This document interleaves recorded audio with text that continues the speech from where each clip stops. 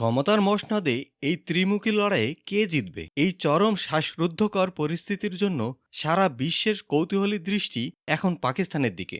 আপনি, আমি, আমরা সবাই অধীর আগ্রহে প্রহর গুনছি কে হচ্ছে পাকিস্তানের প্রধানমন্ত্রী। সম্প্রতি ঘটে গেল পাকিস্তানের ১৬তম জাতীয় নির্বাচন, যার আসন সংখ্যা ২৬৫টি। পাকিস্তানের পার্লামেন্টের নিয়মানুযায়ী সরকার গঠন করতে ১৩৪টি আসনের প্রয়োজন, কিন্তু কোনো দলই একতরফা ১৩৪টি আসন পায়নি। সুতরাং সরকার গঠন করতে এখন জোট গঠনের বিকল্প নেই। সবচেয়ে বেশি আসন পেয়েছে ইমরান খানের দল পিটিআই প্রার্থীরা, কিন্তু গত বছর পিটিআইকে দল হিসেবে নিষিদ্ধ ঘোষণা করায় সেই দলের প্রার্থীদের কার্যত বিবেচনা করা হবে স্বতন্ত্র প্রার্থী হিসেবে। দ্বিতীয় সর্বোচ্চ আসনের জয় পেয়েছে নেওয়াজ শরীফের পাকিস্তানের মুসলিম লীগ পিএমএল। এরপর তৃতীয় অবস্থানে রয়েছে আসিফ আলী জারদারি ও বিলাল ভুট্টো জারদারির পাকিস্তান পিপলস পার্টি পিপিপি। এর বাইরে কিছু আসন রয়েছে। তিনবারের প্রধানমন্ত্রী নেওয়াজ শরীফ এরই মধ্যে ছোট বড় সকল দলকে তার দলের শরিক হতে আহ্বান জানিয়েছেন। নেওয়াজ শরীফের পিএমএল এবং বিলাল ভুট্টোর পিপিপি এরই মধ্যে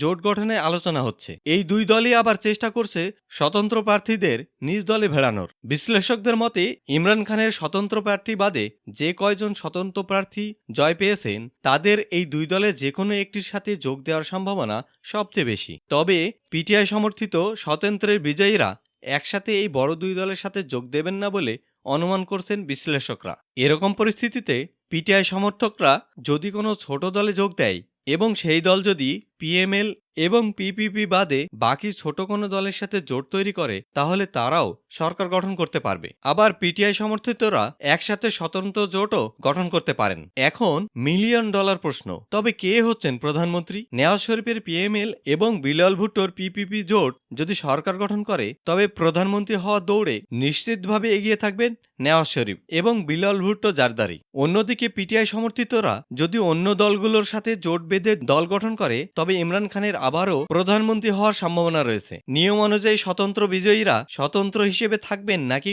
কোনো দলে যোগ দেবেন, ফলাফল ঘোষণা ৩ দিনের মধ্যে জানাতে হয় পাকিস্তান নির্বাচন কমিশনকে। আগামী ৫ বছরের জন্য পাকিস্তানের কাঠামো কেমন হতে যাচ্ছে তা এই ৩ দিনের মধ্যে আপনারা জানতে পারবেন নিশ্চিতভাবে।